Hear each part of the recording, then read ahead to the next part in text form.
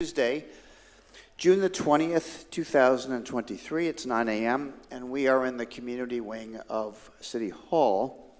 If you'd all please rise and join me for our Pledge of Allegiance. And following the pledge, you're welcome to remain standing for a moment of silence to reflect, meditate, pray, or pause for a moment.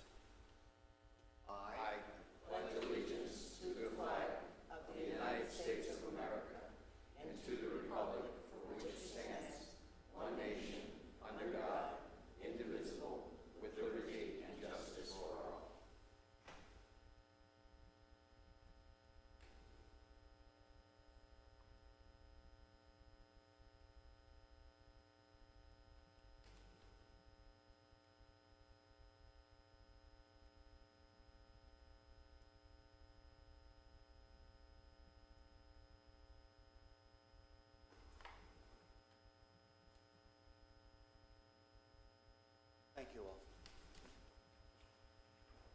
If the clerk would call the roll, please. Mayor Alfin. Present. Vice Mayor Danko. Here. Councilmember Hyder. Present. Councilmember Clufus. Present. Councilmember Pontieri. Present. All members are present. Thank you. Public participation is the next item on our agenda this morning. In order for city staff to be able to respond to your questions or concerns, please fill out a comment card with your contact information. The comment cards can be found on the table near the agendas or available from the communications and marketing directors seated in the back. Anyone wishing to speak may approach the podium, provide their name, and may speak for up to 3 minutes. Please direct all comments to the mayor. Be concise and to the point. Avoid delaying or interrupting the proceedings, and do not make any irrelevant, impertinent, or slanderous comments. Any person who becomes disorderly may be barred from making any additional comments and may be removed. So with that, I would open up the podium for any members of the public that would like to address city council members at this time. Yes, ma'am.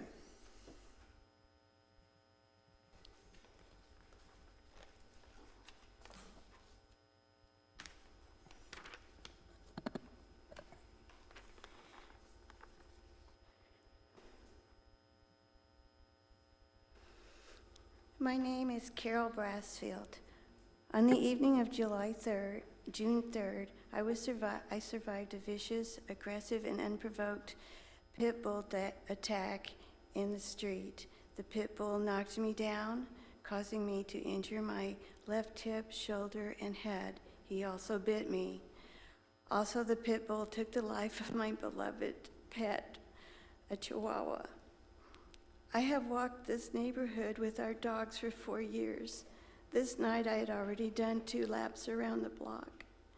The dog came out of an undeveloped wooded lot. This dog had no leash and no muzzle. I screamed for help. People came to rescue my Chihuahua from the jaws of this pit bull, but it was too late. I picked up his mutilated body and walked home. Again, the dog had no leash and no muzzle. I called 911. The deputy questioned me and took pictures of me and me holding my dog. The paramedics examined me and advised me I should go get my injuries cared for. I chose to go at a later time that night. I was diagnosed with PTSD. The deputy called animal control. The Palm Coast Animal Control came, but did not introduce herself. She did not interview me. She did not take pictures of my dog. She came to our house the next day to pick up a witness statement from me. The animal control person had previous history with this pit bull and another unprovoked attack on a corgi that left the animal with internal injuries. The animal control person argued with me, saying the pit bull had a muzzle on, and I said he did not. I was up close and personal with this dog. I felt like something was not right. I talked with the owners of the last dog attack that he attacked. I told the animal control what I did, and she basically told me I should not be talking to the corgi's owner And then she told me not to talk to my neighbors about this because they are lying. She told me the first attack did not count. She told me the dog had more chances. This dog could have killed a child. Where's the accountability of the Palm Coast City employees? These employees are getting paid with our tax money, and they should be making our communities safe. We also need sensible regulations that require these animal control people to do their jobs. Also, dog owners need to be held accountable for these aggressive dogs. I could not find any fines given, only suggestions to the pit bull owner. Thank you for your comment. Is there another member of the public that would like to address city council members at this time? Yes, sir.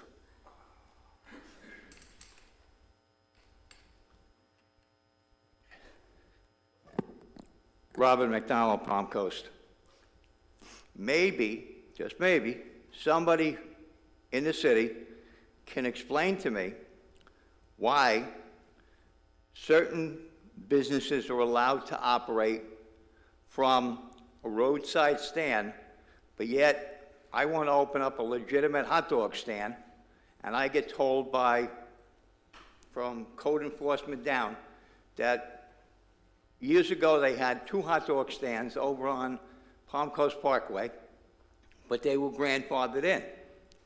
Well, this is now 2023, and I don't know how long ago that was, but I think it's time to make a change. And the reason why I'm fighting for a hot dog stand is it's something I've always wanted to do, is open up my own hot dog stand. And because my name is McDonald, everybody thinks I'm related to a hamburger company. So I want to call it Big Mac's Frank's. And I want to open up a hot dog stand. But yet, for the last 2 Saturdays, on my way to work, coming up Royal Palm, there's a guy selling watermelons. Big sign, big flags, truck, and he's got hundreds of watermelons. That's acceptable. So maybe I have to try selling watermelons.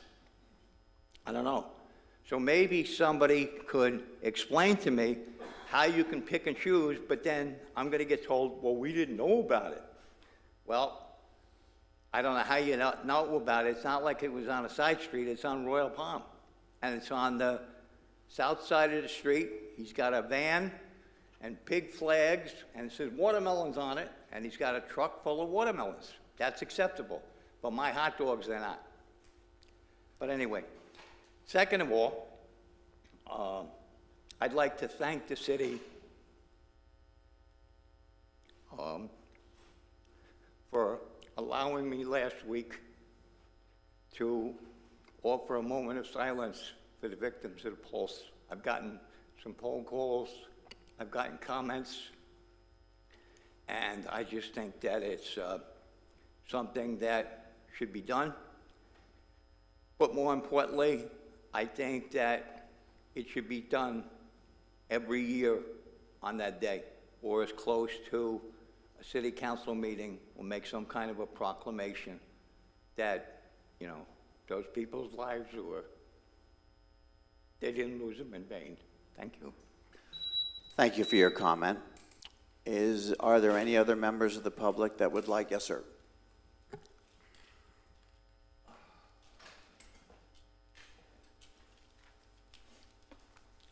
Morning, George Mayo, Palm Coast.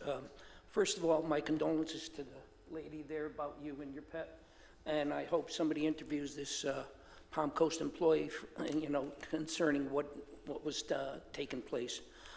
Second of all, what was just passed, Senate Bill 540 and Senate Bill 102, making, among other things, preemption for local governments on what can be allowed to be built. And I'd like to thank Paul Renner. As you all know, he came through for Flagler County with many grants and money to help us. But also, are we asking our excuse me, state senator and representatives why everybody's voting for preemption? Every session, it's more preemption, more preemption. It takes any authority you have away from controlling what goes on in our city. So I hope that's looked at.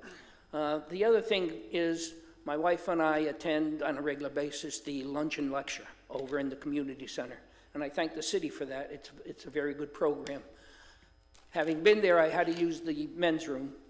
And although I have a handicap sticker, I try not to use the handicap room bowl to other people there are worse off than me with walkers and everything. So I used the regular stall. And come to find out that the stall is so low, my knees weren't really working that day that well. And I had a hard time getting up. I hate to admit it, but it's true. I'm not asking for grab bars in all the stalls, but what I noticed is the bowls are bolted to the wall.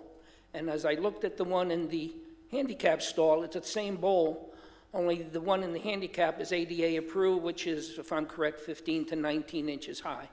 The other ones are lower. I think if you raise the other ones, it's not really change order. You're using the same bowl. All you would have to do is increase the height of the pipes for both the water and the sewer. And I don't think that's too much of an ask. The pipes are cut from an 8-foot, and so it would just increase it that approximately 4 inches.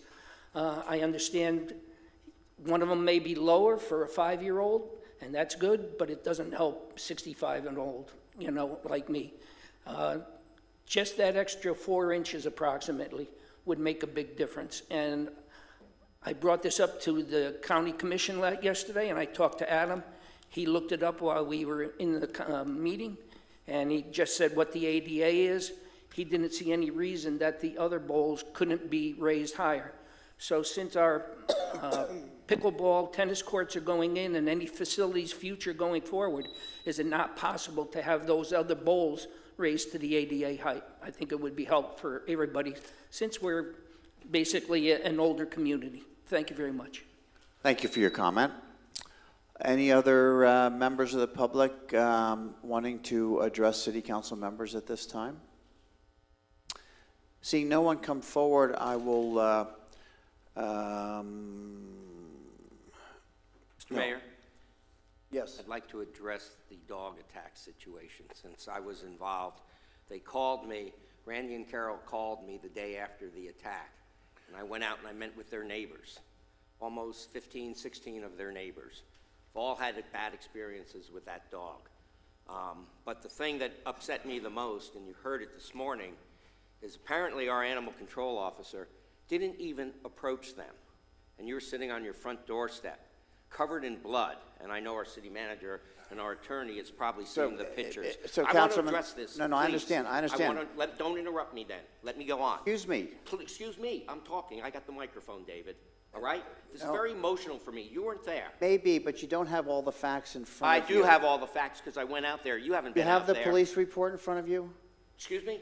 Do you have the police I've report seen in the front of you? police report. I've Do you got a have it copy with on my you? cell phone. I want to finish up. Do not interrupt me. Go ahead. Please. We all get a chance to speak. Thank you. I'm very concerned that this animal control officer came to their house the day after or 2 days after and actually said, do not talk to your neighbors. Really? And I've heard this not from them. A couple of their other neighbors had the same experience. This is unacceptable to me. I'm letting our city manager know. Our employees are not Gestapo agents. They're not stormtroopers. This is just rude and insensitive, and it shouldn't be allowed, and it needs to be addressed. So we've certainly heard one testimony so far. I think it would behoove us to hear the rest of the facts of the information, and then perhaps we could discuss it. Yeah, I asked code enforcement, Barbara, to go out there and interview all of these people like I did, but I don't think that's happened. Well, you don't think, we don't know. So let's appreciate your comment. We'll move forward. You've heard their comments. Seriously. Okay. I'm not insensitive to that whatsoever. Nor is City Council, but City Council is in the habit of collecting all of the information, all of the facts first. I got an email from an attorney from our law firm telling me the case was closed. That was last week. I don't see how this case can be closed by any stretch of the imagination. This is upsetting and this is wrong. Okay, I appreciate your comment. All right, so moving forward, so I have not closed public comment yet. Thank you, Vice Mayor Danko, for your comments. And let's see. Okay.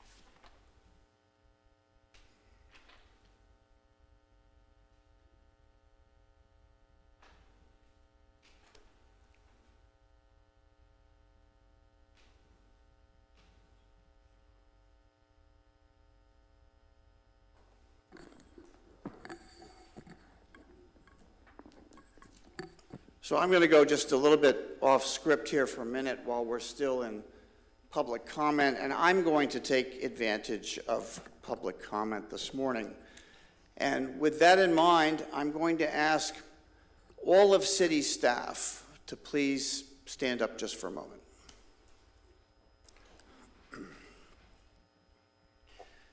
Following today's meeting, there will be a news release. The City of Palm Coast receives $54 million in state funding for critical projects. And the reason I'm going to read this press release is because I want each one of you to take credit for every dollar that was awarded to the City of Palm Coast. The City of Palm Coast is delighted to announce that it has secured significant state appropriations following the successful conclusion of the legislative delegation session. The city's tireless advocacy efforts have resulted in substantial funding that will greatly benefit the community and enhance the quality of life for its residents. Palm Coast will receive an unprecedented total of $54.55 million in state appropriations, thanks in large part to state representatives, and as I have you standing, city staff and lobbyists who tirelessly champion City Council priorities to advance specific crucial projects that will address economic, transportation, and public safety initiatives. The major areas of investment from the state appropriations include economic expansion. A substantial portion of the funds, $25 million, will be dedicated to expanding transportation access to the Palm Coast municipal boundaries west of the railroad tracks, and specifically at Matanzas Woods Parkway. This investment will facilitate the construction of essential infrastructure such as roads, bridges, and utilities, effectively unlocking access to a vast expanse of previously inaccessible land within the city limits. By doing so, this initiative will create a new economic opportunities, not only for Palm Coast, but also for the entire Flagler County community. Transportation improvements. The state appropriations have also designated $23.3 million to finance vital transportation initiatives across the City of Palm Coast. A large portion of these funds, $18.3 million, will be allocated to advance Phase 2 of the Old Kings Road widening project. As the city's highest-ranked transportation project, the widening of Old Kings Road began in 2009 with the Florida Department of Transportation, FDOT, following the completion of Phase 1 in 2021. While receiving funding from FDOT in 2019, the expansion of the crucial thoroughfare to 4 lanes will further alleviate the traffic congestion benefiting the community at large. In addition to the road widening project, the state appropriations will address traffic safety concerns in other areas. Specifically, $4.5 million will be allocated for traffic and safety improvements along Belterre Parkway. Further, a comprehensive traffic study for the Old Kings Road South Corridor will be conducted with $500,000 of state funding. These additional investments in traffic safety and planning demonstrate the commitment of the state and the City of Palm Coast to improving transportation infrastructure and ensuring the well-being of its residents. Public safety enhancements. Underscoring the paramount importance of public safety, the City of Palm Coast will construct a new fire station at the Seminole Woods area, utilizing $5 million from the state.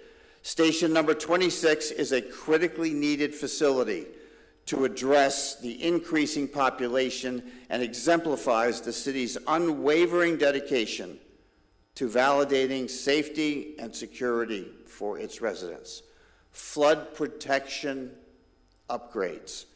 The city will receive $1.25 million to enhance flood protection measures by replacing a major structure south of Belterre Parkway and Whiteview Parkway. The funding will be utilized to demolish the aging infrastructure and rebuild state-of-the-art weir that meets upgraded specifications. This proactive investment in resilient infrastructure aligns with Palm Coast's commitment to safeguarding residents, protecting properties, and ensuring long-term sustainability. I express gratitude to the legislative delegation for their steadfast support and commitment to addressing the needs of Palm Coast. These state appropriations represent a significant milestone for our city, for your city. They will enable us to address critical infrastructure requirements, begin expansion into the western boundaries of the city, protect our citizens with increased flood protection, enhance public safety, and strengthen our community bonds. We extend our heartfelt appreciation to our dedicated representatives, especially House Speaker Renner, Senator Travis Hudson, and Governor DeSantis, for recognizing the importance of Palm Coast's growth and well-being. The City of Palm Coast looks forward to efficiently utilizing these state appropriations to achieve its goals and ensure a prosperous future for its residents. City staff remains committed to collaborating with state officials and stakeholders to make Palm Coast a vibrant and sustainable community for all. So I offer my hearty congratulations, because not $1 of this would have happened without every single one of you, and also City Council. So thank you all very much. My applause.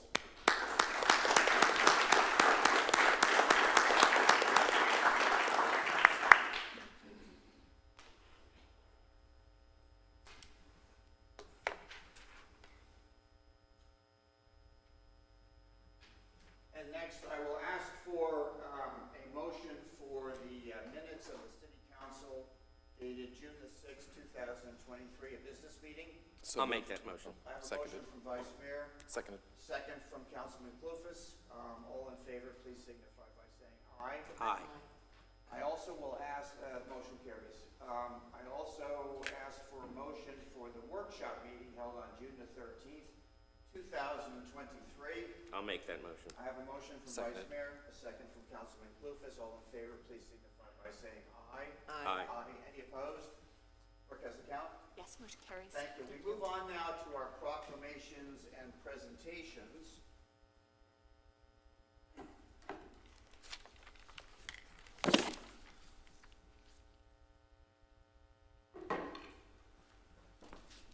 And our first proclamation, which I think is very appropriate for today, considering we have a future agenda item.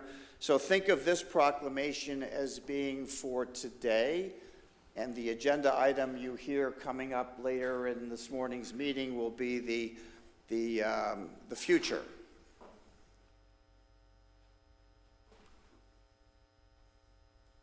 Got your crew here? Yeah. Very good. So I'll leave the extra words for when we get to the agenda item, because I think they'll have much more weight to them, if that's okay with you.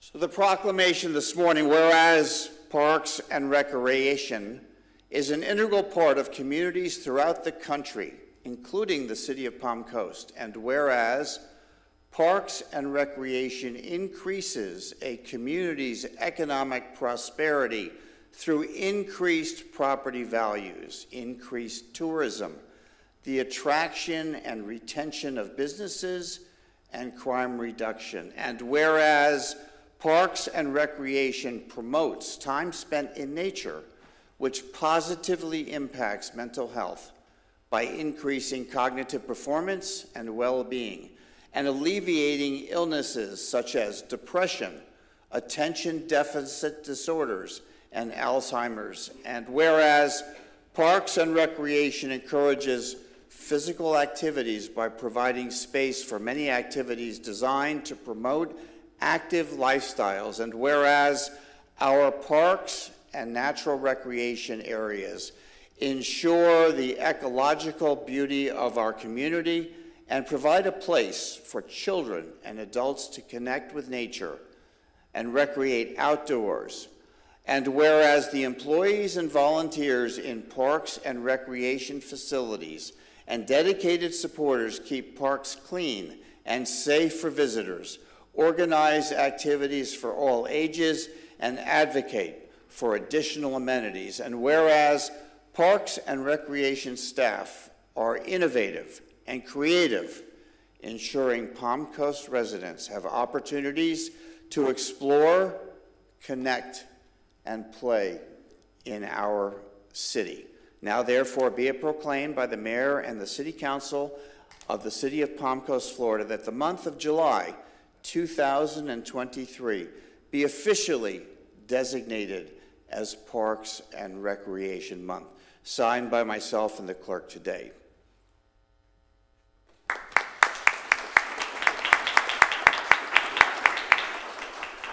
Congratulations. Very good. Do you have something to say? Yes, I do.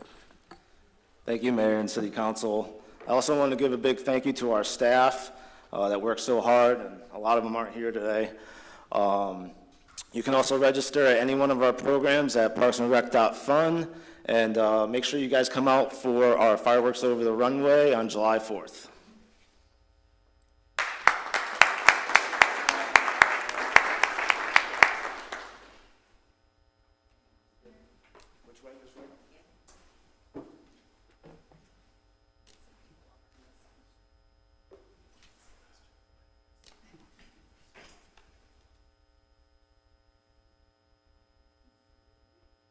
Ready? 1, 2, 3. Thank you all.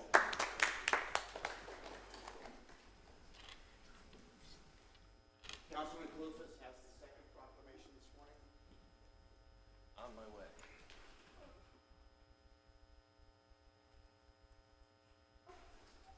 Video. We have a Parks and Rec video to show real quick. Is that okay?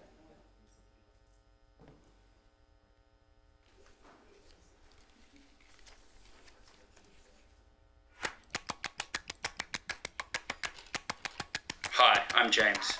My name is Brian. Hi, my name's Allie. I'm Siobhan Patton. Hi, I'm Sky. Parks and Recreation is where my community grows.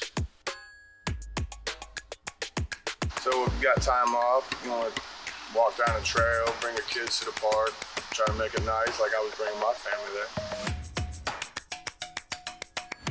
So I've been guarding and instructing for 20 years, 100 kids each summer. That's a lot. In the off time, really just coaching football and also just mentoring kids. It's good if they hear a positive message every single day. My degree was in child psychology. When I was going to school, I realized, with my work with Parks and Recreation, that recreation does reduce stress levels in a lot of individuals. I was a swim coach for our local swim team and I was about 16 when I did that. The services that Parks and Recreation professionals provide are vital for our communities. From protecting open spaces and natural resources to helping fight obesity and providing activities and resources for all people. We're celebrating Park and Recreation Month this July by recognizing the vital role park and recreation professionals play in bringing people together, providing essential services, and fostering the growth of our communities. 275 million people in the United States visited our local parks and rec facilities at least once this past year. 93% of U.S. adults say their mental health is improved by services offered by local parks and recreation professionals. 9 out of 10 people agree Parks and Recreation is an important service provided by their local government. Local park and recreation agencies collectively manage more than 11 million acres of open spaces across the United States. Let's keep growing our community together.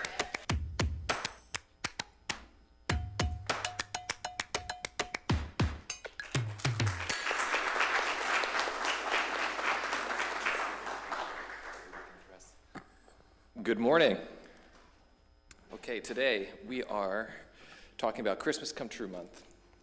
Whereas family poverty transcends race, religion, and ethnicity and is one of the greatest challenges to not only the family, but the entire community, which suffers the consequences of its many effects on our children, the reality is that between families in poverty and those who are ALICE, almost half, 43% of children in Flagler County live in households with income below the ALICE threshold, struggling to afford essentials. ALICE stands for Children in Asset Limited Income Constrained Employed Households that earn above the Florida poverty level, but cannot afford the basic cost of living in their county. And whereas Christmas Come True is a nonprofit organization established in 2009 that addresses the many aspects of family poverty in Flagler County, including food distribution, financial assistance with housing, utilities, transportation, furniture, home goods, and medical expenses. Since 2012, Christmas Come True has provided over $119,000 in assistance throughout the year. Since 2009, Christmas Come True has provided a complete personalized Christmas experience for a total of 1,668 families with 4,727 children by providing a Christmas dinner, new clothing, toys, gifts, and Christmas stockings filled with hygiene products and assorted goodies. Whereas Christmas Come True is a nonprofit organization in Flagler County that provides free furniture and home goods through their Begin Again home goods store for families in crisis.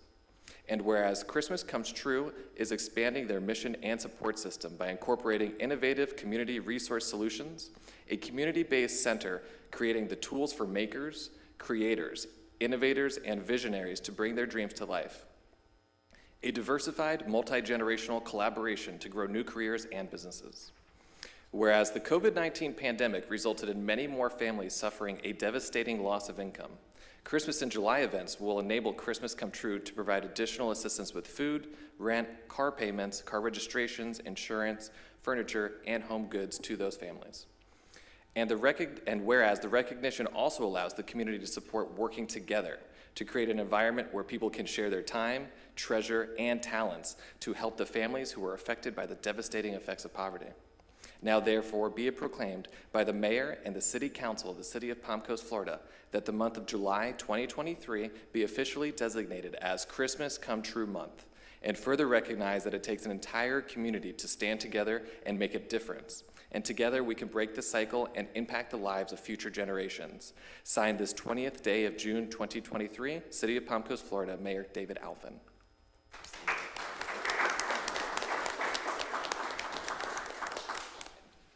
Nadine, would you like to say a few words? Ms. King? Yes, absolutely. Please. Good morning, and I want to thank the City Council for proclaiming July Christmas Come True Month. If you don't know about Christmas Come True, you can go to christmascometrue.org and find out more about us. You can also stop by our store and talk to anybody there. And our main office is there as well. And I'm pretty much there all the time. So if you'd like to know more about what we're doing and how to help us, if you'd like to volunteer, if you have a truck, we are always looking for muscle to help us with moving furniture and helping our families. If you don't know, and probably don't, we had 156 families that we served last Christmas. Out of that 156 families, there were over 75 families that had medical issues. Many of them are critical. Not only the parents, but the children as well. So when you're considering donating to an organization that does help your local families, please consider Christmas Come True as one of those organizations that you would donate to. Thank you.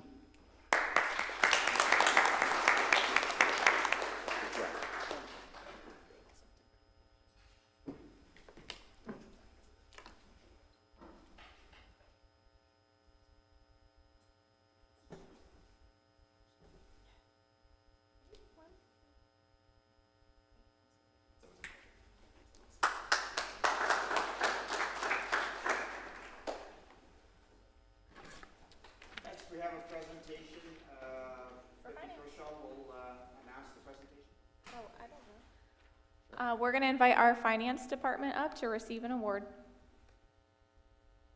All right, let's go Finance Department.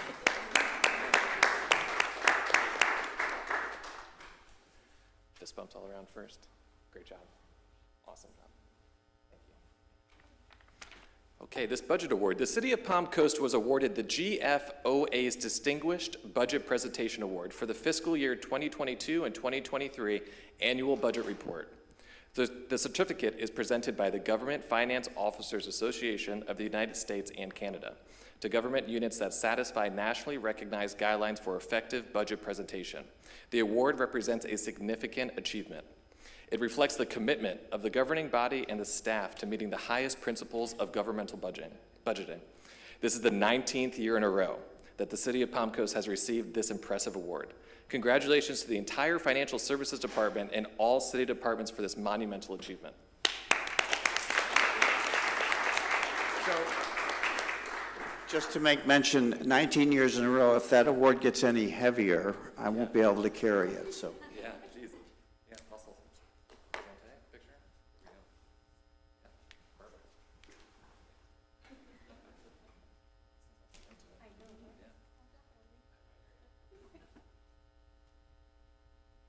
I'm out of focus. Okay, ready? 1, 2, 3. Thank you. Congratulations, guys.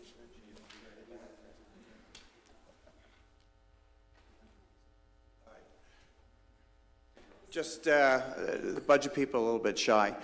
There is a video that has recently been posted on our website, which explains for all of our residents to look at how the budget process actually works and provides crystal clear transparency into how that rolls forward. So if you all get a chance to take a look at that, and those folks that are listening online, please take a moment and review that video, which has been recently posted online. So thank you all.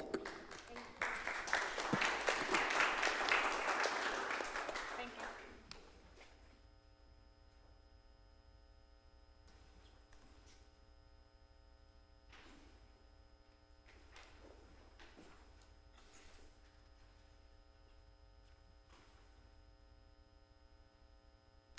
Our next item on the agenda this morning will be a presentation, Parks and Recreation Master Plan Findings Summary, which, if my understanding is, this will be the first actual public presentation of the findings and summary of this collaborative plan of the Comprehensive Parks and Recreation Initiative. So please proceed.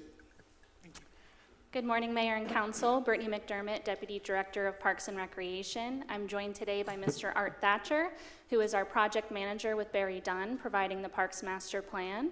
He will be offering a finding summary today, but before we get into that, I just wanted to give a quick refresher on our process so far. So this Parks Master Plan came as a result of Council Priority B2, which states to identify local recreation demands such as aquatics, fields, senior services, etc., to balance the need of regional activity centers. More specifically, it asks to prioritize projects on the Parks and Recreation Capital Improvement Plan. Just a reminder, we are partnering with Flagler County on this initiative. That includes a 50-50 cost split, so the City of Palm Coast budgeted $100,000 and Flagler County did the same. We do actually have a representative from Flagler County here today, Mr. Mike Lagacy. Raise your hand. Thank you for being here today, Mr. Lagacy. He's been integral to our project team throughout this process. So just to recap, I came to City Council on December 13th to provide our selection of Barry Dunn as the consultant for the Parks Master Plan. City Council did ultimately approve that master services agreement that came out of an RFSQ process. From there, we formed an internal project team made up of both City of Palm Coast and Flagler County representatives and kicked off on January 5th with Barry Dunn. From there, Barry Dunn has maintained excellent communication with us by providing bi-weekly progress update meetings and keeping us apprised of every step of the process. From there, in mid-February, they came and conducted on-site some public engagement sessions, which included focus group meetings, one-on-ones with elected officials and administration, and a public input meeting. From there, they did provide additional public engagement, which included social pinpoint and surveys. Mr. Thatcher will be going over that in more detail, so I'll leave that to him. And that brings us up to most recently, at the end of May, early June, they did come on site again and provide an internal review of findings with the project team. And now that we've reviewed that, we're ready to present that to you. So without further ado, I do turn it over to Mr. Thatcher to take you through the remainder of the presentation. Thank you, Brittany. Good morning. Thank you all very much for the opportunity. I know there are a lot of slides, and I promise that I'll go through this very quickly. This is just an overview of the project. As Brittany said, I'm Art Thatcher. I'm one of the managers with Barry Dunn, and we're the lead consultant on this project. Also working with us on this project is Miller Legg, a local Florida landscape design firm, and RRC. They are our research firm that conducted the statistically valid survey. Just a little bit about Barry Dunn very quickly. We've been in business for 48 years. We've been doing Parks and Recreation consulting work for over 25 years. We've completed 635 projects. Of those, 30, we've got 30 staff members, and we've looked at 5,116 parks and over 30,000 components within those parks. We're in this center phase of the project. We're in the analysis phase. So we're finishing up all of our data collection and analysis, and we'll be moving into the action and implementation phase next. Just to kind of give some geographic perspective, we are, the project area is Palm Coast as well as Flagler County. And so we look at demographic and trends information. We use Esri as our demographic source. And so you can see from 2022 to 2027, in 22, the estimated population was just under 93,000 for the city of Palm Coast. And over the next 5 years is anticipated to grow to just under 100,000. So one of the things that we look at is through Esri, through their American Citizen Survey, we can get national participation data. Unfortunately, they only look at adults 18 and over, and so I'll show you some use statistics shortly. But as you can see in the outdoor recreation realm, that we've divided it into Palm Coast, unincorporated Flagler, and then the state, so we can kind of look at those trends. You can see that they really do track pretty much identically through, except for the fishing piece. But you can see that the number one area of participation is going to the beach, followed by hiking, and then road biking, and then freshwater fishing. So we use the Sports and Fitness Industry Association, their annual top-line report, which looks at participation across all levels. And the 23 report hasn't come out, so this data is for through 2021. So we have a 5-year, a 2-year, and a 3-year change, and the AAG is the annual average growth. And so we look at casual, which is a participant doing something less than 12 times a year, and the core is doing it 13 times or more.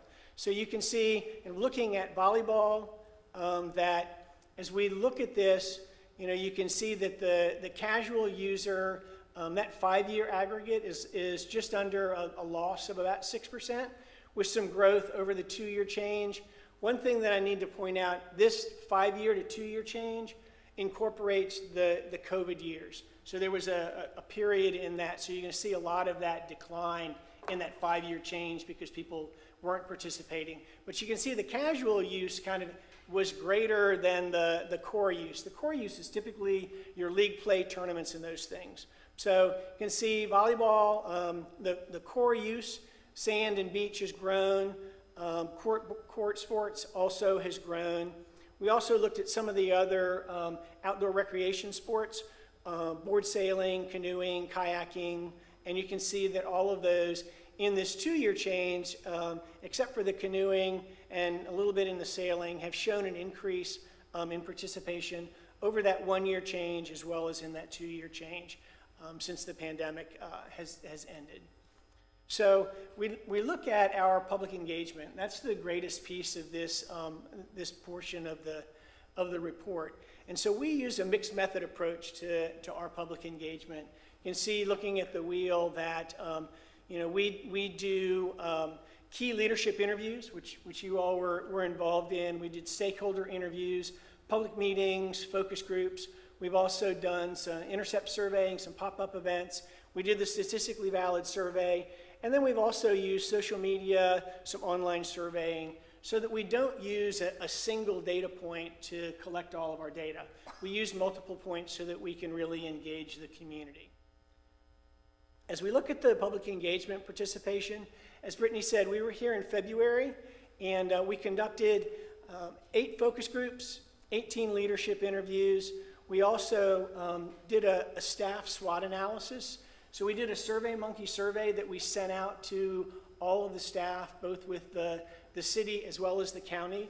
We received 54 responses back from that, so that we could begin to look at both the internal views on the operations and the services, as well as the external view. So we had the SWOT analysis. We had 44 participants in the focus groups, 26 leadership interviews, and then 32 people participated in our final night, where we presented what we had heard over that 4-day period. So some of those results, one of the things that we asked of the focus groups and the stakeholder meetings were, what are some of the additional facilities that you'd like to see provided? And so you can see, of those top responses, access to water, additional kayak launches, an athletic field complex, restrooms and water stations along trailheads, and pickleball were those kind of top responses that we heard from the focus groups and the stakeholder meetings. We also asked about, over the next 5 years, what should the priorities be? And you can see conservation and wildlife protection is the #1, followed by funding, staffing. One that came out multiple times was the volunteer coordinator. Also new facilities, disc golf, upgrades to the golf course clubhouse, as well as a bike skills course, and then diversity within park components were those things that were prioritized by the focus groups. So then, as Brittany said, we used an online survey, or an online interactive website called Social Pinpoint, and it was open to anybody. And so there were several components. There's the ideas wall, there was a forum. We also did a budgeting component, and then also a mapping component. If we look at a summary of that, we had 305 unique users overall that participated in the Social Pinpoint site. On the ideas wall, we had 392 different ideas that were posted on the wall. And you could post an idea, and then kind of like Facebook, you could like it or dislike it. You could thumbs up or thumbs down those. And so we had really good interaction there. In the budgeting tool, we had 177 unique users that used the budgeting tool. And what that was is we gave the participants $200, and they could break that $200 up on a variety of projects that we had identified throughout the from our public engagement. And so they could move that money around as they saw fit.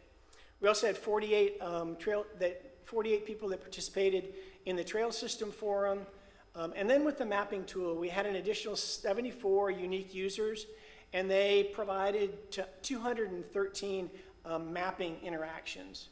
So kind of going through some of those, as you look at the ideas wall comments in the subject areas, you can see suggestions were the largest piece of that, followed by what's missing, and then trails and parks and trails were those top 3 kind of interactions there. And we have provided a final report with all of this information in it. Also in the budgeting tool, you can see that that the largest kind of component, or the largest amount of money, was given to an aquatic center with a 50-meter pool, followed by trail connectivity, the disc golf course, and then an indoor sports complex. And one of the things that I wanted to show is, as we looked at these, you can see $14,629 was allocated towards that aquatic center. However, of that, 53 of the participants put their entire $200 towards that. So, very, very aquatic minded. As you look at some of the others, trails and connectivities, about $3,500. The disc golf, $3,000, and the skate park. But you can see of those, most of those participants were in smaller amounts. So some of the key findings from Social Pinpoint evolved around trails and sidewalk improvements, park expansion and amenities, kayak launches, water access, completion of the existing trails, preservation of natural sites, saltwater canal dredging, historic site and memorial preservations, and then a comprehensive dune master plan. So then we took all of that information and we developed a survey. And we did a statistically valid random sample mailed survey. And so we mailed out 4,500 surveys. Actually, 4,315 were delivered. The others were returned undeliverable. We got a return of 471 from the invitation. We also put that survey out on an open link so that anybody could participate. Another 1,085 participated. So total, we had 1,556 participants. So the 470 is a 4.5 margin of error, which we look for a 10% return and a 5% margin of error. So we did better than the research firm was looking for. So some of the things that we asked about length of service or length of residency within both the city and the county. And you can see that we had a really good distribution of new residents, the 1 to 5 year residents, as well as those 11 to 20 years. So about a quarter of the participants in each of those age populations, in each of those age breakdowns. So we also had them self-identify into regions within the county. And so you can see from the map, the breakdown of those regions. And Area 2 was the largest participation at 42%, and then the other three were pretty similar in about that 20% range. So we asked about frequency of use, and you can see, similar to the national survey, that beaches are the number one thing that are used, followed by parks, and then trails and pathways in that top three, really, greater than, about a quarter of those participants go at least once a week, and then at least a few times a month, in that 50%, that 25% or better there. So we asked about use of amenities. What outdoor facilities do they use? And so nature and walking trails, the jogging trails, restrooms, and then followed by the boardwalks, your outlooks and your piers, your trails, and then your ocean recreation, so surfing and fishing were those top 5, both in the invitation as well as the open link. So we asked about transportation. How do you get to your recreation components? And you can see almost 90%, both in the invitation as well as the open link, use a motor vehicle to get to their recreation components. And then walking and running and bicycles came in at about 35%. We also asked a question about how would you prefer to get to your recreation component, and motor vehicle was also in that 85% range of how they would prefer to get to their recreation activity. So then we asked about the importance of facilities and amenities, and then whether they felt like the need was being met within those facilities and amenities.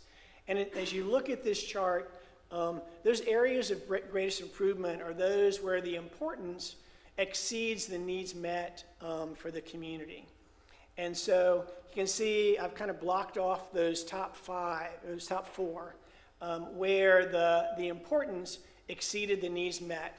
And so, parks and open space, walkways and trails, nature preservation, and then amenities at parks. And so we began to see this theme of parks and trails, open space, kind of falling into line through the focus groups, through Social Pinpoint, and now through the survey. We asked about communication. How would you like to receive communication? Email is the number one, followed by social media, the city's website, and then the activity guide, kind of being in those top 4 ways that they would like to receive their information. And so Real quick. I'm sorry? If you could just go back one slide real quick to the vehicles. One more, I think. So you're saying out of this basis that 3% of people responded that they went with, transportation of choice was an electric vehicle? Yes, sir. Thank you.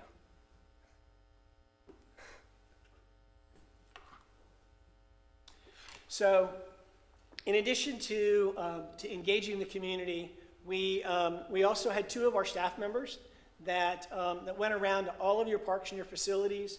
They looked at those, and we developed years ago what we call GRASP, and it's a geo-referenced amenities standards process. And what it does is it looks at the components within your parks. In many areas, communities gauge their level of service within parks by acres per thousand. We look at components as we do this. So it's component-based, it's all GIS powered. It gives us an opportunity to look at custom level of service based on equity, distribution, and access. And then it's all data-driven for our recommendations. It's evidence-based, and it helps us to build priorities. And so you can see here's a map of all of the components, all of the parks that our staff went to and visited, put into the GIS system, and provided input to those facilities. What this allows us to do is we build an atlas, which we have provided to both the city and the county of your facilities. And it looks not only at the acres, but also at each of the components. And we do a rating for each of those components on a 1 to 3 scale. So 1 being that the component is not functioning the way it was designed to function, may need to be major repair, need to be replaced. 2 is that it's functioning the way that it was designed. It may just need some TLC. And then 3, it's functioning above. So it may be a brand new piece of playground equipment you've put in, a brand new picnic shelter, something along those lines. So it allows us the opportunity, and the staff an opportunity, to see all of their facilities, the components within those, and then the condition of those of each of those components. So we provided an inventory summary. You can see here we've broken that out for the city as well as the county, and then other service providers within the region. And so it gives you the GIS acreages and then the number of components within each of those parks. And as we score parks, those with greater components provide a higher score than those with lesser components. May I stop you for just a moment? I'm sorry, That's so I can keep up with you here. Is there somewhere in any of the reports or the supporting documents that define what a component technically is? Yes. Okay. Can you point to that somewhere, or at least give me the general direction? If not, I can get with you later. It's in the GRASP report. Okay. Yeah, there's a glossary in the back. Perfect. Thank you. I appreciate that. You're welcome. And so,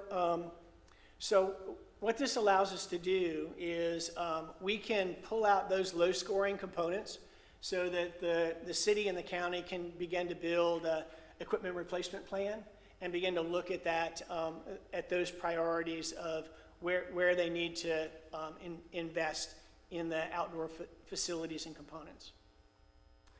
So we're able to also look at kind of national comparisons. We use NRPA, the park metrics, and you can see, kind of as we look at this, and we look at the number of components within each of your parks and totals, and then your residents per facilities, and compare that to kind of the national average for communities of your similar size. And as we looked at those, you are, you're rating at or above similar communities within the nation in your similar size. And so then we're able to kind of break that down and look at neighborhood access. And so what this does is this heat map The brighter the orange, the more components a resident has access to. And so this is done on a 3-mile gradient as we look at it. I know that the mayors look at an NRPA, have a 10-minute walk, and then some other communities use a 1 mile. Because of the kind of the vastness of the county and some of the spread within the city, a 10-minute walk is not as achievable as the 3-minute drive, given the fact that 90% of your residents prefer to drive to a recreation component to recreate. And so as we kind of look at these, your kind of higher value, where you have the most components and the greatest access, are around Flagler Beach and around Holland Park. You can see those, and all of those dots represent a recreation opportunity and component. And so we're able to kind of break this down and look at access to components. And as we look at that kind of neighborhood access by demographics, you can see that 86% have adequate access to a recreation service area. Another 3% have a low service, and 11% of the residents don't have access within that 3-mile accessibility. So as we look at your inventory and kind of that level of service analysis, you need to celebrate that 86% of your residents live within that targeted area, so that they have, so it shows that you have well-placed parks. Your two significant areas, Holland Park as well as Flagler Beach, around the library, are your largest level of service areas. A lot of that is influenced by the access to the beach along A1A. Most of your recreation opportunities do require transportation. You need to look at your park classifications. One of the things that we're doing is looking at your park classifications so that we can kind of standardize those and make them a little bit more similar between the county and the city, and to what national standards are, and then making sure that you're taking care of what you have, using those low-scoring components and parks to begin to increase. And so Miller Leg also came out, and they're doing our trails assessment. And so they went out to all of your trailheads, rode your trails, did those pieces. And so kind of an overview of the connectivity within the region, over 125 miles of trails within the area, offering a variety of biking, hiking, and horseback riding. Many of them are interconnected. The trails connect parks and recreation areas, so there's a great connection, park to park and neighborhoods to parks. Amenities along those trails are adequate: restrooms, seating areas, maintenance stations, and then they travel through the vast habitat of Florida, through the pine flats and the hardwoods and the salt marshes. As we look at wayfinding, there are a variety of different wayfinding signs, and so one of the things is the opportunity to standardize those wayfinding signs. There is some aging. Some of the QR codes are not working, and there's some online services, Trekit and Blue Ways that are provided that need to be upgraded. So we also looked at signage. Again, same as with the wayfinding. There are a variety of different signs, so being able to standardize those so that the community is aware when they're on your trails and your facilities. Some are scattered throughout, mainly located at your trailheads, and not as many on the trails. Your warning and your emergency contact information is very prevalent throughout the system, and many of your sign structures are aging. So your amenities, you do have trailhead restrooms, which are well maintained, water fountains at trailheads, shaded picnic areas along the trails, bike racks, and bike maintenance areas at your trailheads. So very, very accommodating and very inviting for your trail users. And then we also looked at trail crossings, where they cross roads and highways. Your marked crossroads typically are provided for each of those road crossings. Certain areas have pedestrian crossing signals. Few of the areas have high visibility signs. Some of your crosswalks are aging and faded. And then there are scarce traffic calming measures near trail crossings. So some of them are a little bit more hazardous to cross. So we take all of that information and we begin to look at what are those common themes, what are those reoccurring themes that we have throughout the system. And so maintaining your current parks, beaches, facilities, and amenities really is kind of the number one that we hear. Some of those specifics are redoing the golf course clubhouse, upgrading the aquatic center, at the fairgrounds, lacking facilities and covered areas, and at the Bull Creek Fish Camp Restaurant at Dead Creek is gone, and so what's going to, there was a lot of conversation about what's going to replace that or how's that going to be handled. Additional access to the water, kayak launches, fishing piers, and the colors don't designate anything except separating each line. Developing a new athletic complex, adding additional restrooms along trails, athletic fields and playgrounds, developing more rectangle and diamond fields, preserving your open space, beaches, conservation areas, wildlife and heritage sites, developing new facilities and amenities such as disc golf, bike parks, adding lighting and shade, continuing your current and developing new collaborations. As I've said many times, this is the first project that I've done where the county and the city have collaborated together to do a joint master plan. It's a great opportunity for both of you, and it's something that I have used you as an example on several projects around the country. So thank you for doing that. I think it's very, very innovative on your part. So developing additional trail connectivity and expanding your current system, improving communications about your offerings and your existing facilities and amenities, and then developing additional programs. We heard about seniors and adults, teens, after-school programs, and then additional outdoor recreation. So I've given you a lot of data. You've been given a lot of information.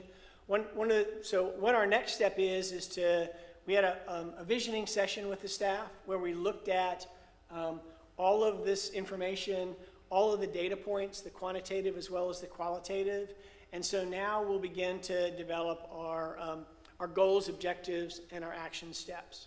So that's the next phase of this process. We'll begin to pull those together, work with the staff to finalize those and have the opportunity to come back to you. And so as we look at the kind of the schedule going forward, Brittany had some information there, but our plan at this point is to come back and to present the goals and the objectives for the master plan to the County Board of Supervisors and to you, the City Council, on August 7th and 8th.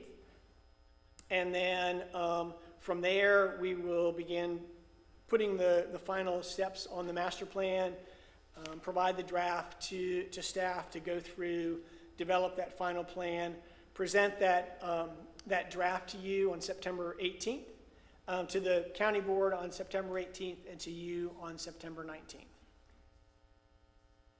And so I thank you for the opportunity to. That was a ton of information. Michael, since we have you in the audience, is there? I won't make you comment, but I will ask you the question. Since we spoke about the collaborative effort, do you feel this is a robust collection of information and data for the ensuing steps? I do. I think it's been a really active process. We've worked together quite actively weekly, and the amount of information that's been developed and kind of learned from both sides. Okay, and I just have two questions. They're just informational. So one is I only see the Flagler County and the City of Palm Coast mentioned in the presentation. However, I do see slides that mention beach access, which was obviously involve either, Flagler Beach, I presume. So how does that work? So what we have done since the two major parts of the plan are Palm Coast and Flagler County. Those other communities are included in Flagler County. So already rolled into that. Yes. And then just one last question, and Yeah, I'll open up. as you, just real quick, as you look at that map of facilities, other service providers, you'll see those facilities that are in those other communities are included in that list. Okay, that answers my question. City council members, questions on No the? questions. Thank you for great presentation. Thank you very much. I have a few questions. Thank you for the presentation and for the supporting documents. I've looked at a lot of the items that you provided, and I saw that there was a compilation of demographics for the city and the county. But do we have a demographic breakdown of who actually responded to the surveys and who actually contributed to the research that you base the reports on? Yes. Okay, is there somewhere that you can point, and maybe Brittany, if you can point me to where that is? Yeah, we do it, what we've provided you, as you say, is a summary. I can work with our research firm to pull out those demographics individually. Yeah, that would be helpful because I'm a little concerned based on the responses. Well, I'm not concerned based on the responses. I'm concerned that we're making very big decisions on maybe select groups who have responded to the surveys, who've been more responsive. And I know you all can't control who responds to these and who doesn't. It takes community engagement. But I just want us to keep in mind the decisions we're making based on who actually responded to these. You know, we have 95,000 people in our city at this point, and only 1,500 surveys were returned. So I just want to make sure we're not kind of acting within an echo chamber when we're making these decisions. Your point is well taken, because early in your presentation, you mentioned that you had great response from the gray area on one of your earlier map slides, and nobody much lives out there. Right. So just I just want to know if there's just a concise way, maybe the next time that we meet or when you meet with staff, if they can present it to us individually or collective, even at another presentation, what that breakdown of demographics that actually responded to this, so that we know where we're drawing the data from. That would be really helpful. Sure. And then the other question I had is, you had a slide, well, a couple slides based on what we currently have, and it seems like our parks where they're currently placed are done very well, which I commend our city and our staff on. So based on what you've seen so far, would it make more sense for us to dedicate more monies to improving what we currently have rather than building new? I'll answer that two ways.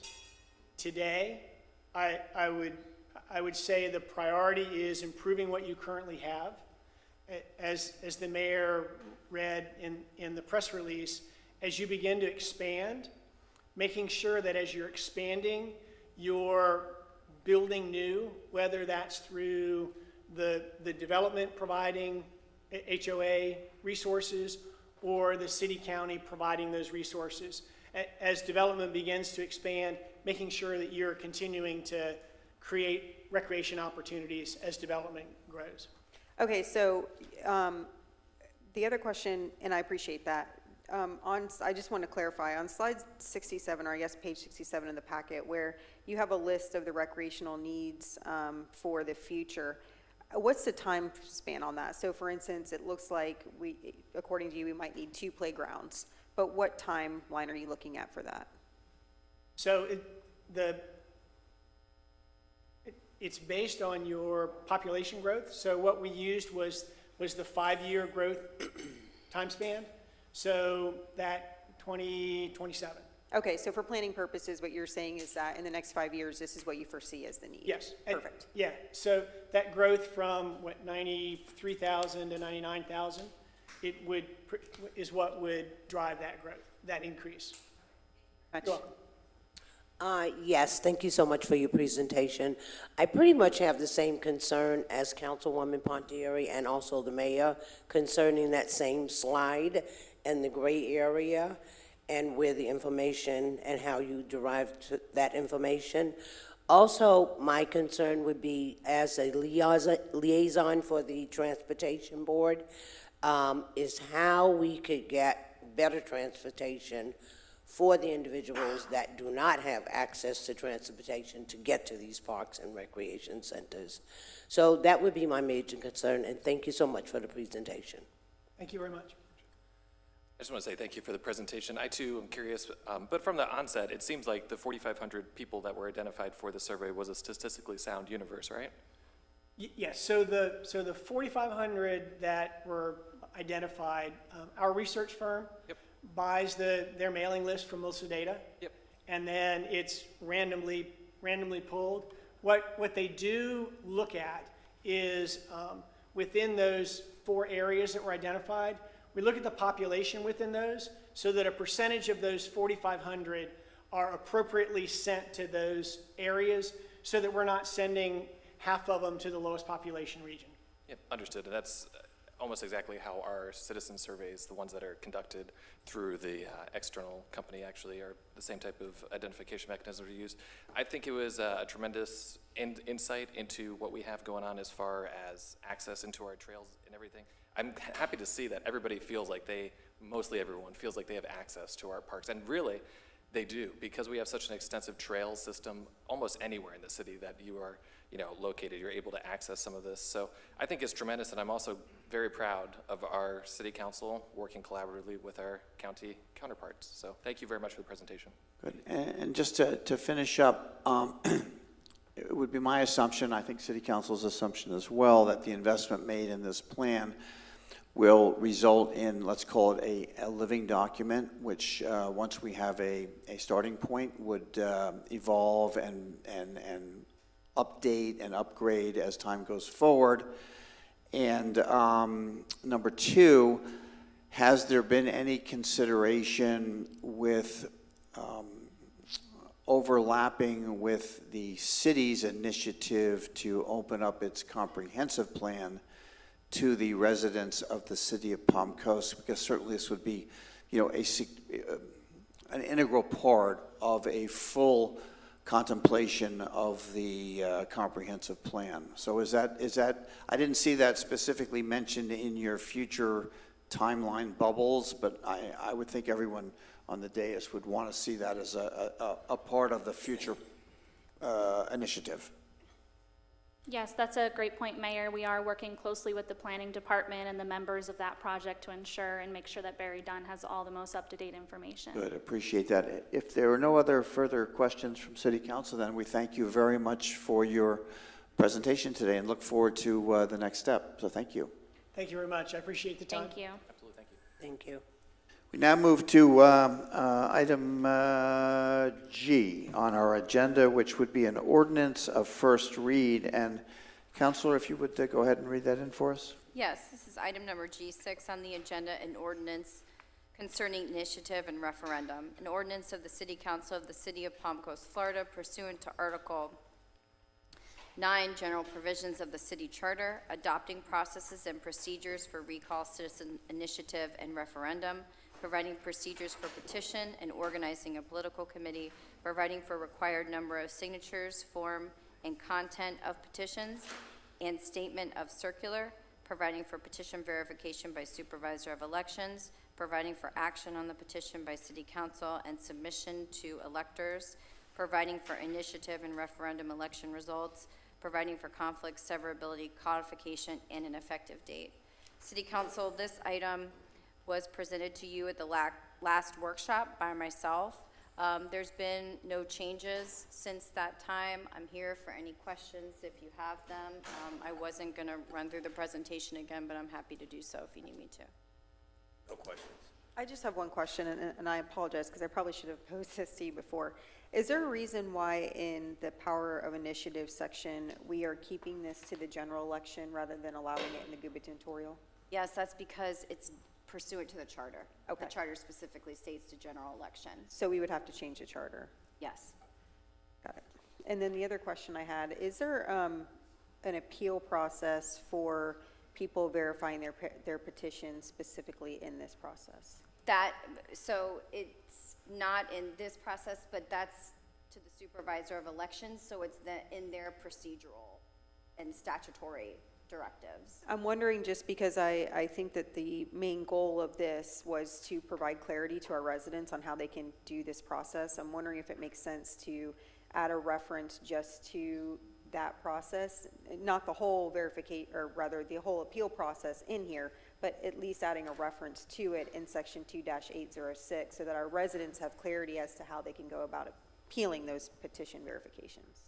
Yeah, we can go, I can go back and speak to the supervisor of elections and find out the appropriate reference we can make either to the statute or the Florida Administrative Code or their internal procedural. Even if it's just a footnote. Right, okay, yeah, that's no problem. I would appreciate that. Sure, Thank you. We can do that before second reading.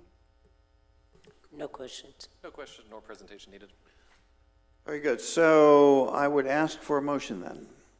I'm sorry. Let me open up this item for the public to comment on the ordinance of the first read. Are there any members of the public that would like to comment on this item at this time? Seeing no one approach the podium, I will close public comment, come back for any additional discussion from the dais, and seeing none, I would ask for a motion. I'll make the motion. The Vice Mayor has made a motion to approve the ordinance. Seconded. Hold on, as read. Yeah, as read's fine. As read, okay. Yep. And I have a second from Councilman Clufus. Any additional discussion? All in favor, please signify by saying aye. Aye. Aye. Are there any opposed? Does the clerk have the count? The motion passes 5-0. Thank you.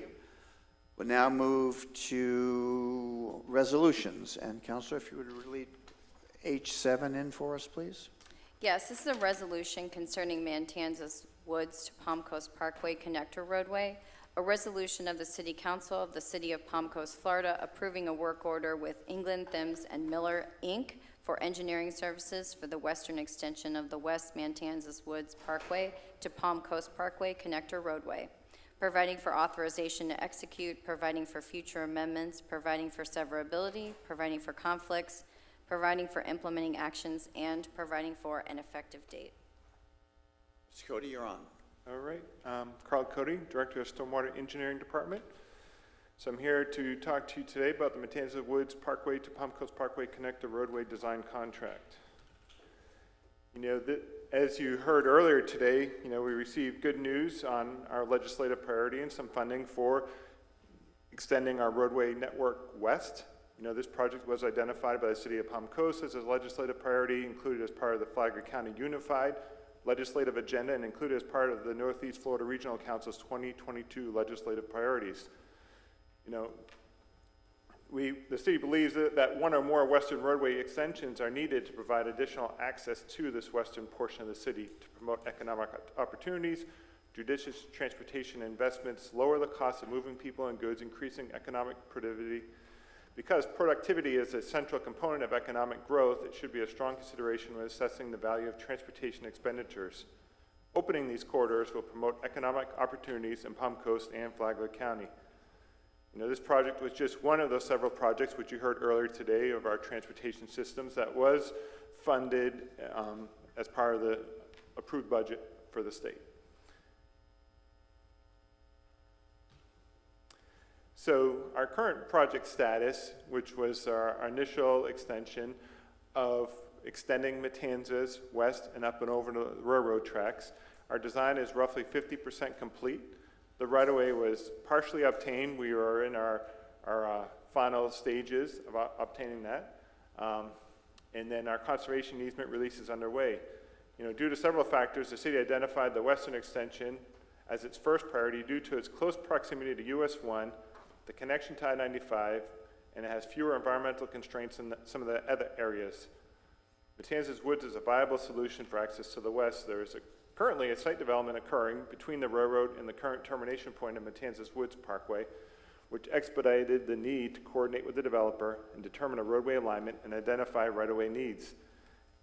In addition, the city master plan for a new maintenance operations center that will connect to and abut the West Matanzas Parkway will require coordination for access points and traffic circulation. On March 15, 2022, City Council approved a contract with DRP to complete the design of the initial phase of the western extension of Matanzas Woods Parkway terminating on the western side of the railroad tracks.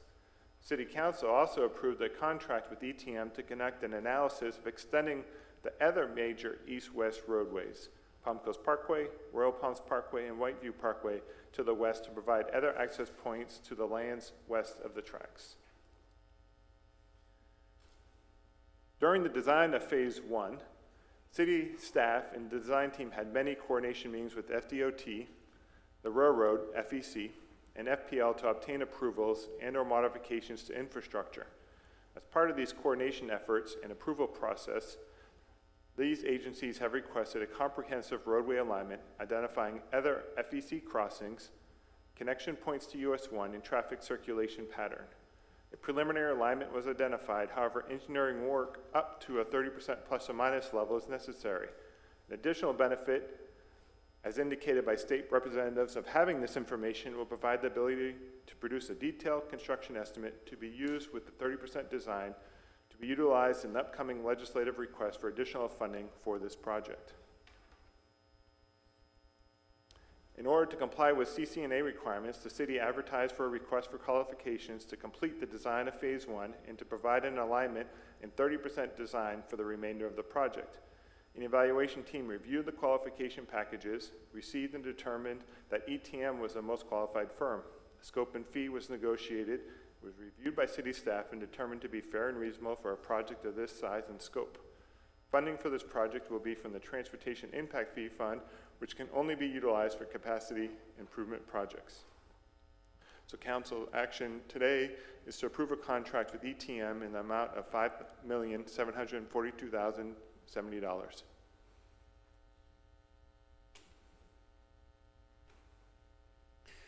Carl, I just want to make one comment that we've, thanked obviously city staff and our legislature. I think the one group that we have not adequately thanked is our State Department of Transportation, which from the secretary on down to our regional secretary has been instrumental in getting us this far and pledged their continuing support for the project. So I just wanted to make sure that we had a shout out to them as well.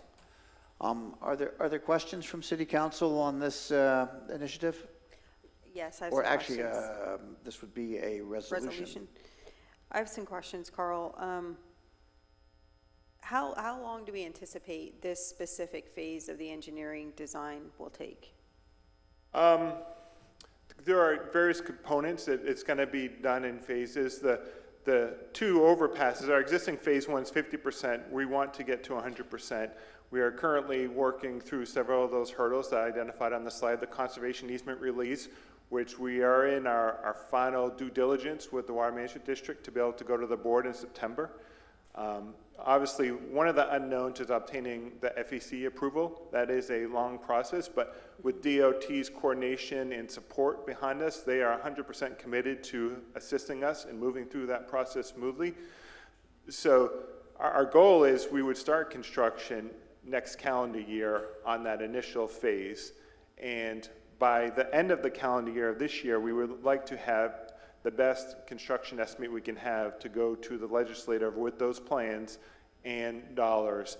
Now, the project may extend beyond that time frame. There's some right-of-way down to connect up to Palm Coast Parkway that's obviously going to take longer, but our goal is to have a good alignment, identify the wetlands, assess those wetlands, put together, I guess a lining grade of the roadway so we can identify the cut and fill, work with independent contractor. We're going to investigate contracting options, whether that be design build, construction management, or, bid design build, so we can get a team on early and move this project forward quickly. We do have a meeting with the secretary coming up here shortly to kind of discuss the parameters and schedule of the project and when the funding is going to be released and when those grant agreements will come, because part of that is going to necessitate when we can go out to bid. So it's hard to say.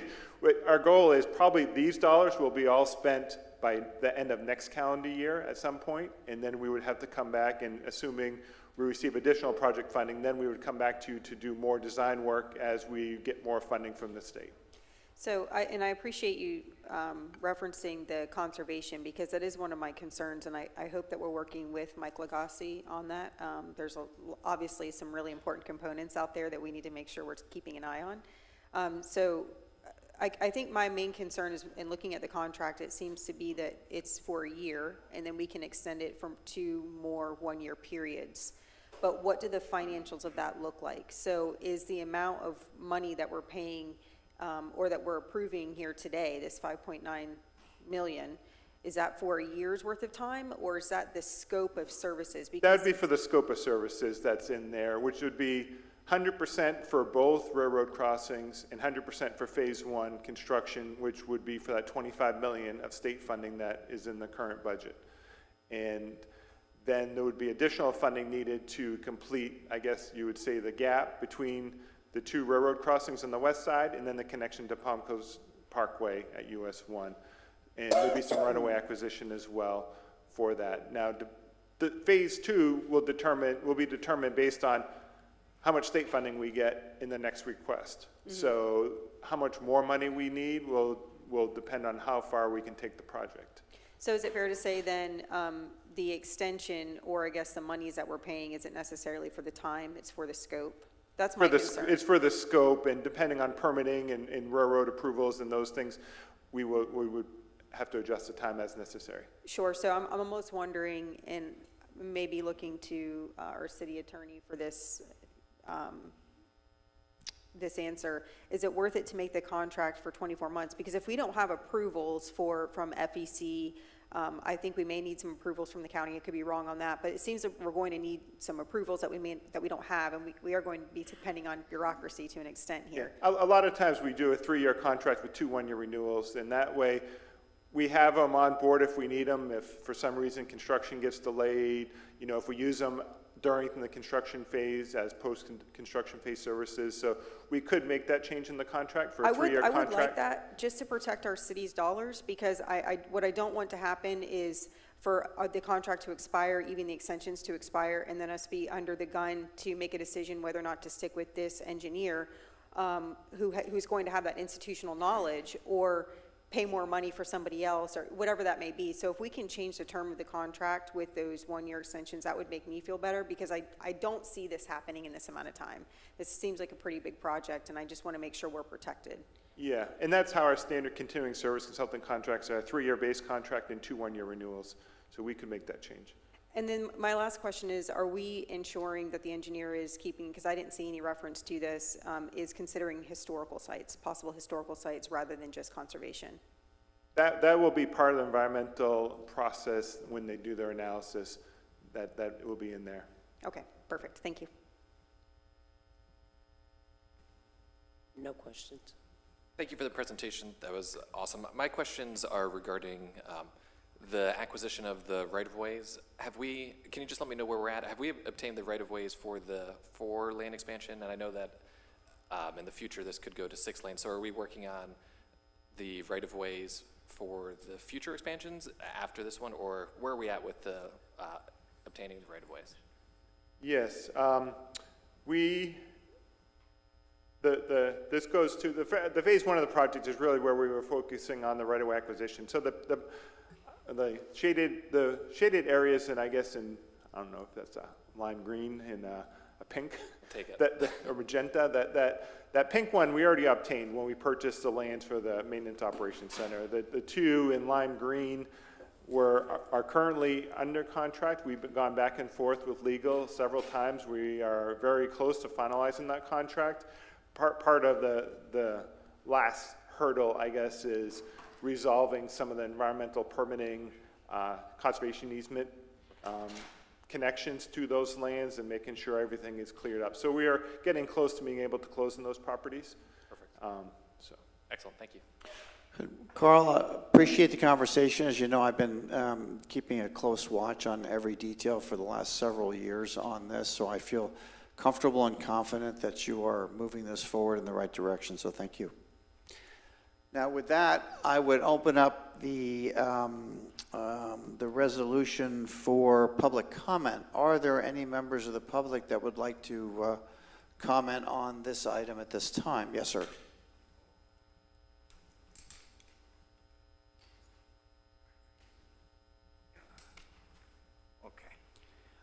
Robert McDonald, Palm Coast. This question, I guess, goes out to the presentation. It was stated that the right-of-way was partially obtained. What do we do if we don't get the other half? And there's no guarantee that we're going to get the other half. And it also was mentioned that, according to this $5 million, or whatever the major number was, that this company was the best qualified. Qualification doesn't mean anything, it's dollars and cents. Were they the cheapest bidder? And if they weren't the cheapest bidder, why did we go with a company that may have been more money?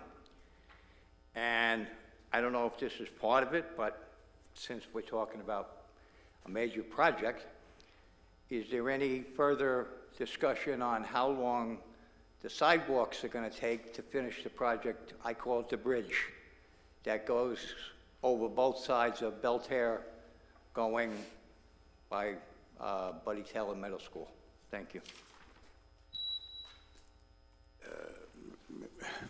I can answer that. So because this is an engineering contract, the Florida statutes requires the city to take this through CCNA, the Consultants Competitive Negotiation Act. And in doing that, the city, the lowest price is not the consideration, it's the most qualified bidder. And we're required to do that under the statute. Carl, am I missing something? Correct, yeah. Pricing cannot be a factor in the rating of the consultant. You find the most qualified firm, then negotiate a scope and fee. If you're unable to come to an agreement or consensus on the scope and fee, you can then go to this next rated consultant, but you don't have any numbers to compare one consultant to the next. That's correct, and it's only for certain services, engineering service being one of them. It doesn't apply to goods that we procure or other types of services. It's only those professional services listed in the statute that we're required to follow. And then on the land acquisition, we've been going back and forth with the landowners legal. It's the same property owner on the last two pieces, and we are, at the finish line. They're already committed to sell the land to the city. It's just a matter of cleaning up the legal language of the contract, and we're in the final stages of finalizing that contract. And Carl, are you also able to comment on the unrelated project which has to do with Belterre sidewalks? Yeah, I don't have a specific timetable on when they're going to complete it. Obviously, when we get rains like yesterday, they require more piping. Before they can restart some of the work that they're doing. But I know it is sometime this summer. I can definitely work on getting a more up-to-date schedule on that and get back to you. I know we are working with FEMA on getting some reimbursement. There's probably going to be some additional costs in addition to the pipe failure with the head wall that we may get some FEMA reimbursement on. So they've been to the site. They need to do some inspection work. So we are working on obviously trying to recoup some of our dollars on that project. Okay. Thank you for your comments. Are there any other members of the public that would like to comment on this project at this time?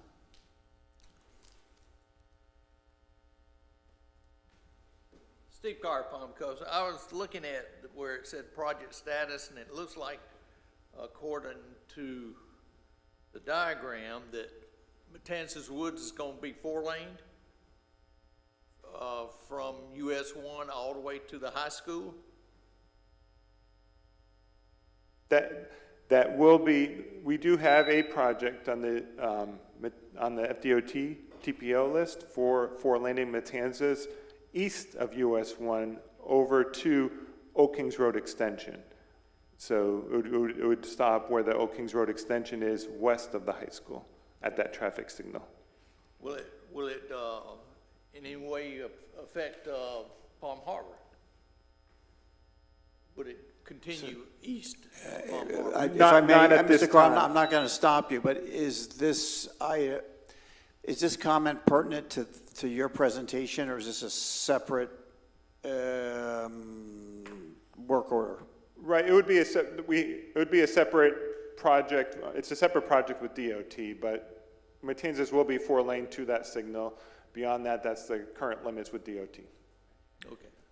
And this roadway is set up on the west of US 1 to potentially go to 6 lanes someday.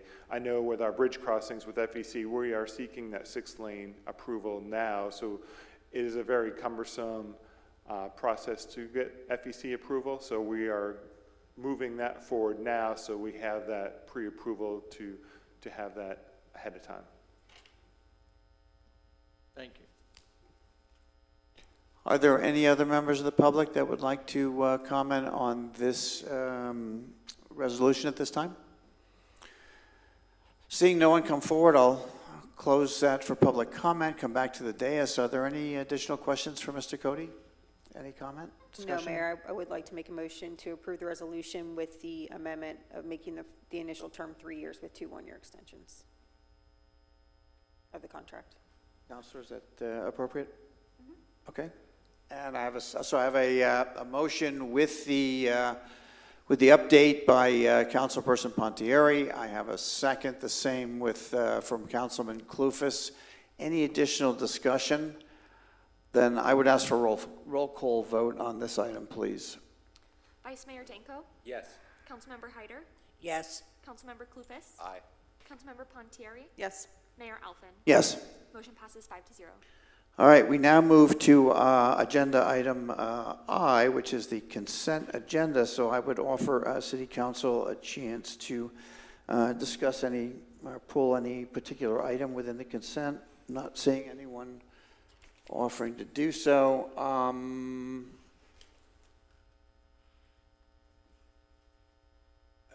I would offer the consent agenda out now for public comment. Are there any members of the public that would like to comment on the consent agenda at this time?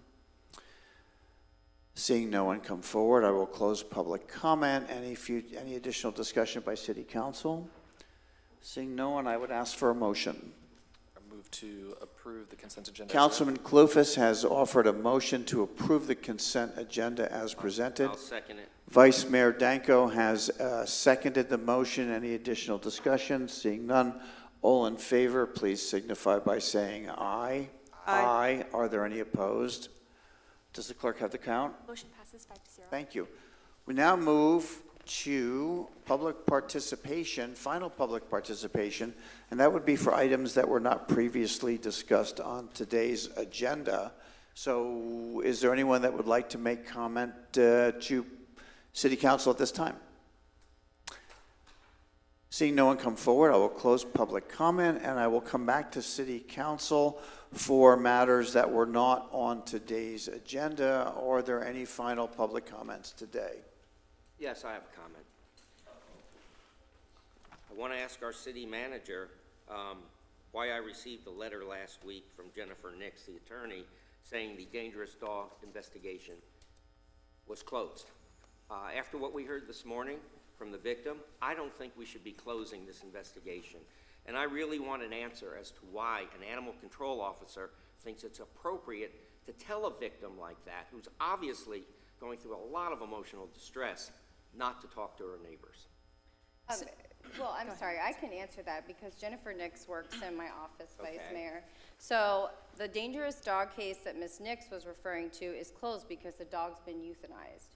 When the dog's euthanized, the case closes because it's moot. It's not a dangerous dog any longer because the dog's dead. So as far as any other action taken against the owner of the dog, a notice of violation was issued against the dog owner for allowing the dog to run without a leash on, and so that's been issued to the dog owner. Right, I understand that, but I'm still concerned about this employee. Oh, I'm just answering the Jennifer Nix question. Her letter was just about the dangerous dog, because her and I had discussed everything that occurred. Right. As far as the employee, I'll let the city manager handle that. I can just answer as to what came from my office. Yes, Vice Mayor. So we've discussed this one-on-one, that these cases are handled by, very strict regulations to the point of the city attorney. And when matters of staff becomes involved, of a complaint or a concern, as anything in this community, and unfortunately to the harshest emotional state of this matter, We do take that very seriously, and we are looking in how we approach our citizens every day. It's part of our mission statement that our citizens are a priority. Now, I would note that I appreciate the bravery of the resident this morning for coming in and sharing this with City Council.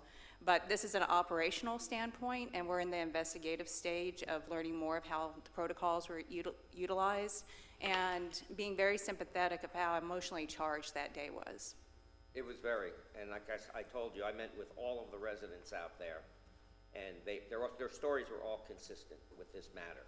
So we really do need to look into this, because this is no way to treat one of our citizens. It just isn't. And Vice Mayor, you know this has had our full attention, and we appreciate your diligence out in the neighborhood and working with the residents to get their side of the story. We also have another side of the story that we want to be diligent in on how our staff approaches these matters. And through conversations, our code enforcement manager, Barbara Grossman, has taken a one-on-one with some of these residents to actually get that other side of the story. Has she been out to interview these residents? Because last time Vice talked, Mayor, you I said have an that was answer. gonna happen, so I just want to know. Yeah, the day that we spoke, she made direct contact with the residents that came in today and working through the process. The other residents in the neighborhood, we discussed her going out there and interviewing all of them. The people I met with that were there, that witnessed this, that have had problems in the past with this animal control officer. Did Barbara go out and talk with them too? Mayor, we made first contact. We do not have, I believe, maybe this is a false statement, but we are looking at who were actually in attendance and how their involvement in this case is actually As long being as we taken. we get a report back in a reasonable amount of time, I'll be satisfied. Thank you. Councilperson Pontieri, any final comments today? Just very quickly, Mayor. I do want to extend my condolences to Ms. Brassfield. I know she's a very engaged resident, so I pray for peace for her as she's going through the loss of her puppy, because I know my dogs are my babies. So I do want to just extend a thank you to our staff that worked on the appropriations, and also our state representatives. We've got excellent state representation, so my greatest gratitude to them. Shout out to Nadine with Christmas Come True. Just a special thank you to her. As somebody who grew up very humbly, I can vastly appreciate what she does for our community. I've known her for many years, and thank you to everybody who contributes to that organization. It's a great charity. The last thing that I just want to say, and this is more in response to Vice Mayor's concerns. Our city staff makes themselves very available to me. Whenever I have an issue, whenever I want to discuss something that a resident has brought to me, I immediately go to city staff and they're responsive. So I would just encourage colleagues, including you, Vice Mayor, to reach out to city staff, and I'm not saying that you haven't, I don't know if you have or you haven't, but to try to resolve these things between ourselves, because I think that that is the collegiality that we need to express and display. I feel for Carol, but I also want to give all sides the opportunity to kind of resolve this prior to bringing it up in this forum, because we are working diligently and very hard, I think, hand in hand with our staff and our residents to resolve problems the way that they should be resolved and make sure we're gathering all of the information. And then if it gets to the point where we need to bring it up in a forum like this, we can do it. But I would just encourage all of my colleagues, staff is great. I mean, when I reach out to staff about things, they get back to me pretty immediately. And so I have faith that our staff is working diligently on this, and I'm with you. I hope that it gets resolved. Just so you know, I did reach out when this happened over 2 weeks ago. I've been in constant contact with our city manager every phase of the way. And I'm sorry, after a couple of weeks, you start feeling ignored. I didn't know these folks were going to show up today. But obviously, they're at that point, and you could see it. So, but yes, what you said, I did that, proceeded like that. But after seeing them show up today, something needs to be looked into quicker. Sure. Thank you. Very good. Thank you. Councilperson Hyder, we want to also, all of us, express our condolences. I know you had a family gathering, so our best wishes for, and hopefully it was a peaceful and blessed, get together for you. Thank you so much.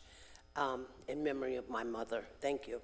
I do have a comment and a clarification that I would like to make regarding some discussion at our last council meeting where I brought up the idea of not affordable housing, which I received an email from one of our residents and wanted to know what I meant by affordable housing, and also did I mean subsidized housing. That was not my comment. My comment was that we are concerned about bringing workforce housing and attainable housing to the city of Palm Coast. So I just wanted to clarify that.